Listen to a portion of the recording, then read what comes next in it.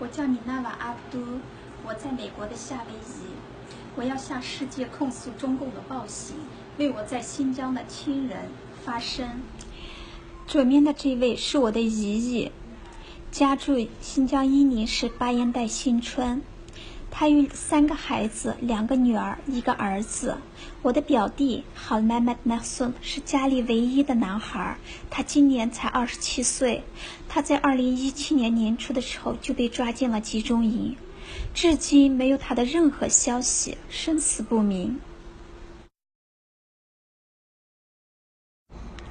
这是我姐夫的大哥，他叫阿迪利。我姐夫有2个哥哥，一个叫阿迪利，一个叫阿西木。他们家住在阿克苏县的阿瓦提乡。他们在2016年的年底，2个哥哥同时被抓进了集中营。其中一个哥哥叫阿迪利，也就是这位大哥，他在2018年3月份就在集中营里头被酷刑折磨得奄奄一息，从集中营里头被送进医院，然后家里人在医院里头见到了他这个模样。他在医院里头不到1个星期就去世了。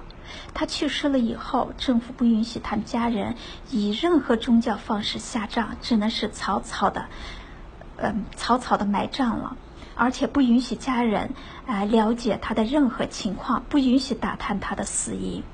他的2哥阿西木至今还被关在集中营里，生死不明。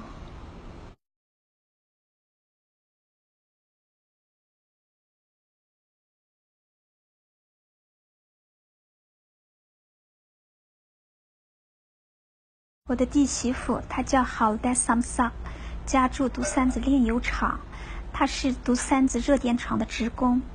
她在2016年的年底就被抓进了集中营。自从她被抓以后，就再也没有她的任何消息。我的侄女迪罗拉，她今年25岁，家住乌鲁木齐。她结婚不到5年，她有3个孩子，最大的不到5岁，最小的才1岁。她的丈夫叫德尔夏卡德，今年31岁，是民营企业家。在2017年的时候，她的丈夫德尔夏卡德就被抓进了集中营，至今也没有任何消息。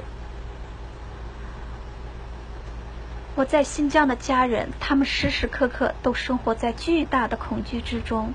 这是我和我的侄女的微信，微信中我叫我的侄女给我发张照片，就是一张照片，他们都非常的恐惧，立马把我给删了。他们的生命没有任何保障，时时刻刻担心被抓，他们的生活陷入了巨大的恐惧之中。